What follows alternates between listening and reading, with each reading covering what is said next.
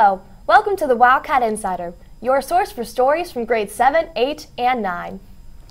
Mr. Roberts recently took a group of students to a program called Rivers of Steel in Pittsburgh. Students went through a series of different lab activities, including watershed mapping, water quality testing, river bottom sampling, and plankton sampling. Skylar DeMalta and Jamie Hove have the story. The Rivers of Steel program, the new program they started in Pittsburgh right by the Carnegie Science Center, and they sent out a bunch of flyers to us. So I just researched it after that. We found out it was a pretty good program. What we learned through the field trip was that the different types of animals in lakes, rivers, etc. can depend on how much pollution there can be. So we figured out how polluted the Ohio River was, and it wasn't that polluted. My favorite part of the trip was going in the river, exploring everything and what Pittsburgh on the river side, and figuring out what animals there were in the bottom of the lake. We learned about the Rivers of Steel's life from the water, and my favorite part was when we went to Chick-fil-A after with Mr. Roberts. We learned how to test for pH and oxygen levels in the rivers, and my favorite part would have probably been testing for the pH and oxygen levels. On the trip, we learned about microvertebrates, and we got to look at some of them under the microscope and see what they did to help the environment in the rivers. My favorite part of the trip was just getting to be with everybody and get to go to Pittsburgh and see all the wildlife and all the new things on the river. We learned about microvertebrates and different kinds of plankton that lived in the river, and my favorite part was finding the microvertebrates inside the microscopes. We learned about the pH levels and the health of the rivers and the life of the rivers in Pittsburgh, and my favorite part was testing the water levels. I learned about the water clarity of the river, and my favorite part was the chemistry testing of the water. What I learned was about the water quality of the rivers, and my favorite part was probably seeing what's on the bottom of the river. It was a really good experience because it tied right into our curriculum. We learned about watersheds, and they talked about watersheds down there. We've learned about bugs and macroinvertebrates, and we sampled that down there. So the really cool part was how much it tied into what the students learned this year. Last week, Mrs. Page held a tie-dye workshop for her art students. Lauren Jones and Emily McKeel had a chance to check out the process. So I decided to give my art exploration students a chance to experience some tie-dyeing in class as an optional workshop, and it's something that I do outside of work. I always tie-dye, and I like to sell some of my tie-dye clothing locally in different shops or different music events. So it's just something that's fun to do and exciting to do, especially around the springtime and right before school ends. And I think what I'm going to do from now on is offer this workshop to all art exploration students even next year. Cinco de Mayo is an annual celebration held on May 5th. The date is observed to commemorate the Mexican Army's unlikely victory over the French Empire. Senor Burnett's class celebrated the day. Here are some highlights.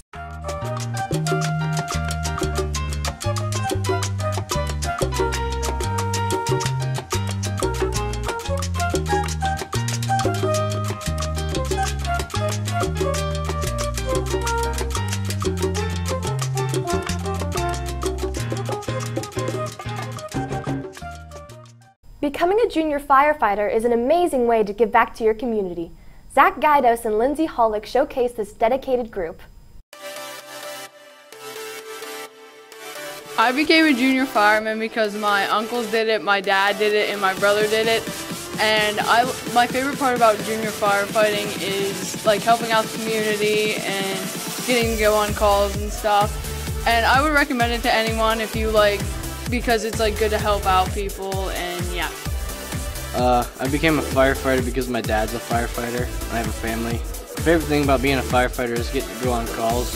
I'd recommend it because you get to help people, get to give back to the community. So the reason why I became a junior firefighter is because it's good to help people, and my uncle, my dad, my mom all used to be firefighters, but my uncle still is. He's a member of 39. My best part of it is going on calls, hanging out with friends, doing what family too.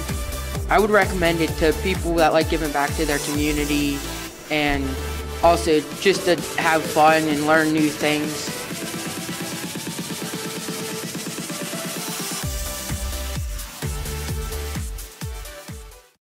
This week is Teacher Appreciation Week. In our next segments, we ask students to share what teacher inspires them and to share a thank you to the wonderful teachers we have in our school.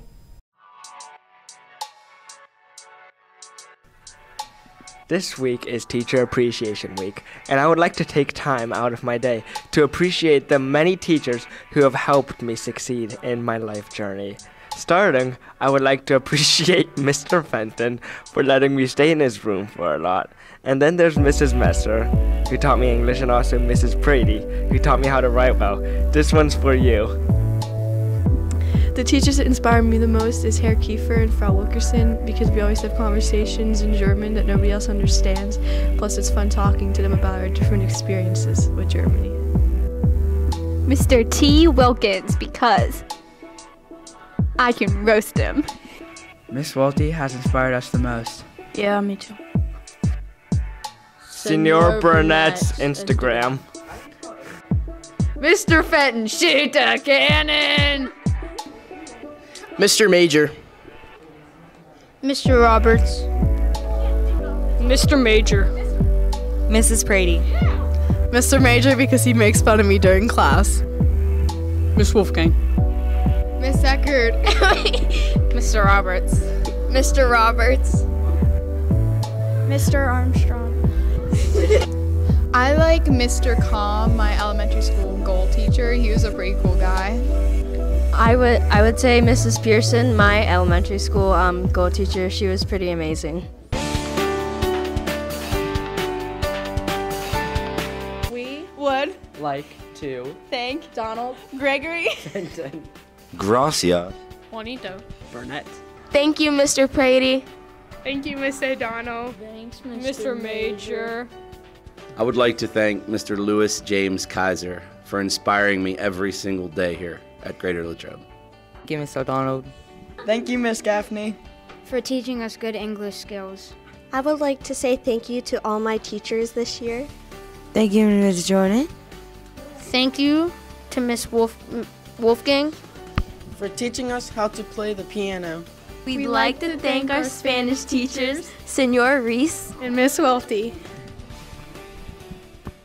Our teachers participated in many of the same activities that we do in school. In our next segment, Sydney Saper asks students to guess which teacher participated in which activity when they were in high school. I believe Miss O'Donnell did swimming, student council, and marching band. I think Mr. Armstrong did football. And I think Senora Smith was a cheerleader. I think Miss Myers was in the yearbook and did NHS. I think probably Miss Skylar probably was in like the student council or something.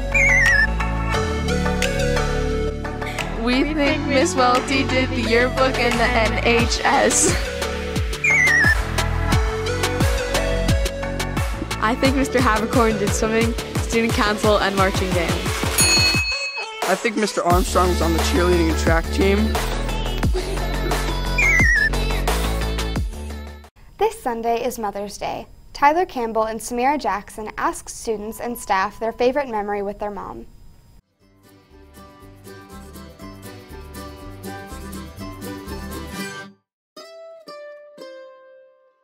My favorite memory with my mom is going to New York with her. And going to Florida with her. My favorite memory with my mom is fishing at the beach.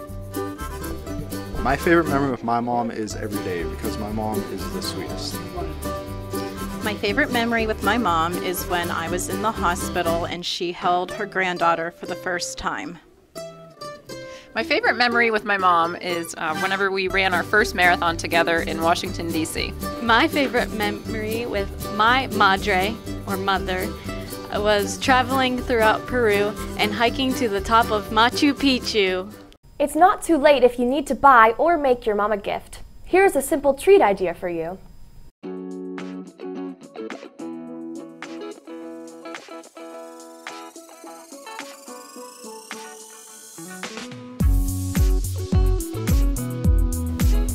First add 1½ cups of pretzels.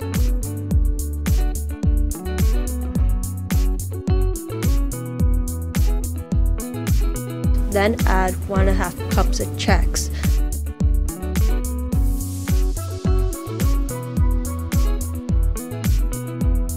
Then add 1½ cups of Cheez-Its.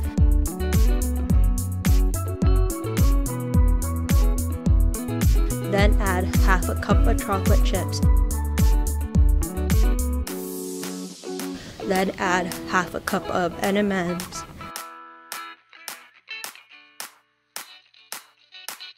Finally, mix up and enjoy. In today's burning question, Aggie Lee and Alexis Coletti asked students what came first, the chicken or the egg.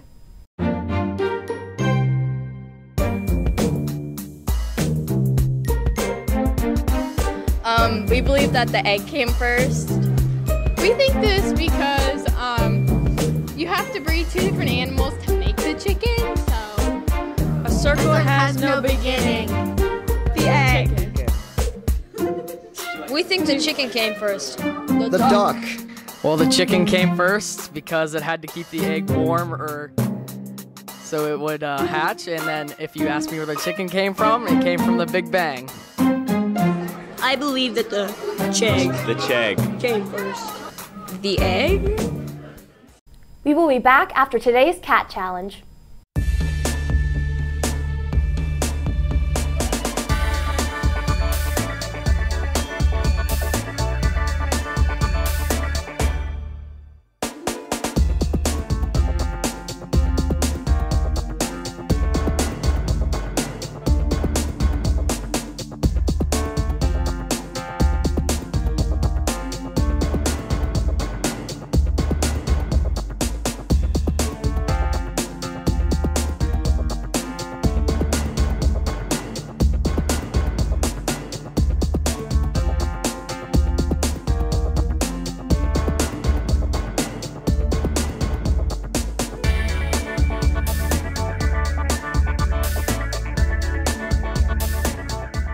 In sports news, the girls lacrosse team is an excellent example of dedication and teamwork.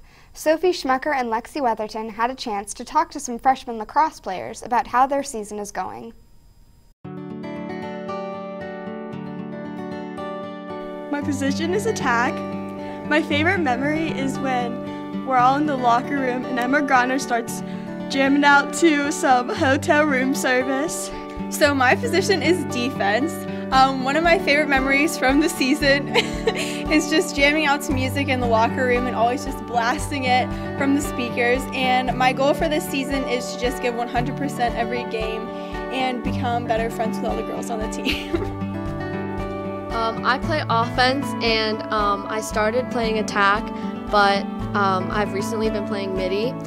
And I love getting to know all the girls because they all have personalities and they're all really funny and sweet.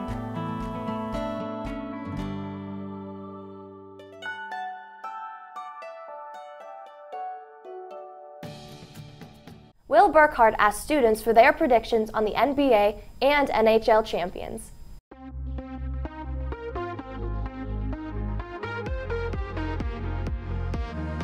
For today's edition on the Wildcat Insider, I got the chance to ask some students who they thought would win the NBA Finals this summer. I believe the Philadelphia 76ers will win the NBA championship.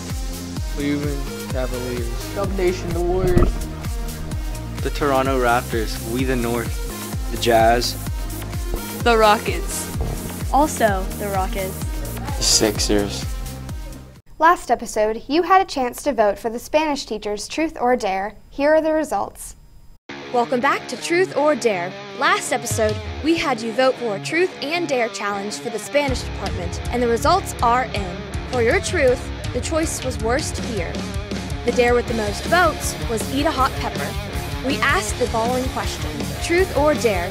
Truth and Dare! And for the truth part of the challenge, ending up a vegetable like a chili pepper. My worst fear is Chick-fil-A closing for good. My worst fear is the store running out of LaCroix. And for the dare part of the challenge, Uno, dos, tres. caliente. Ay, ay, ay. Are they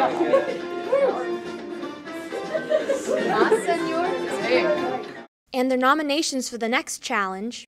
We're nominating the 7th grade English department, Mrs. Mangus, Mrs. Gaffney, and Mrs. Massaro. To vote for next episode's Truth and Dares, go to the GLSD Junior High webpage and click on the Daily Announcements link. And your truth choices are Happy Place, Biggest Regret, and Where Do You Want to Retire At? And your dare choices are Get Silly Stringed by Students, Karaoke Song of Choice, and Dress Up as the Hocus Pocus Witches. Voting begins May 10th and ends May 14th at 11 p.m. See you next time on Truth or Dare. We'll be back after this commercial break. On May 17th, from 3:15 to 6 o'clock on Rossi Field, there will be a dance marathon, fun carnival games to play, and cool prizes to win. Food from Chick-fil-A, Firehouse Subs, and more will be available for purchase. Register at lunch today. Cost is $5. Proceeds will benefit the local fire department. We hope to see you there. The Barrier Revolt Tour will take place in the Senior High Gymnasium on May 18th, 2018 at 3 p.m. Cost is $5 per person, and teams can play with a minimum of 5 and a maximum of 8 players on a team. You can pick up a form outside Mr. Simpson's room C112 and register by emailing pastorcharlesstrom@yahoo.com. Hope to see you there. Keystone exams begin next week. Annie spoke to Mrs. Peremko, who shared some test-taking strategies. With Keystone testing coming up for 8th and 9th grade, here are some test-taking tips to help you with your test-taking. Before the test, prepare by looking over study materials, get a good night's rest, eat a healthy breakfast, have a positive attitude, take a deep breath, and relax. During the test, try to stay calm and relaxed. Read the question carefully and determine what it is actually asking. Read all of the possible choices before making a decision. Keep moving. Skip the ones you don't know and come back to them later. Periodically check to make sure you are on the right number. Be sure to record the answer in the correct place on the answer sheet. Leave no blanks for multiple choice. If you need to guess, eliminate the answers you know are wrong. Stick with your first answer, unless you are positive that you are wrong. Go with your instinct. Don't let others distract you. Focus only on your test. Take the time to check over your work before turning it in. Tips to remember. Avoid temptation. Don't pick an answer just because it sounds correct. Be sure it answers what is being asked. Risk an unfamiliar choice. Don't overlook an answer that has a word you are unfamiliar with. Relax. Don't get flustered by questions that seem more complex than they really are. Don't get flustered by long questions or long answer choices.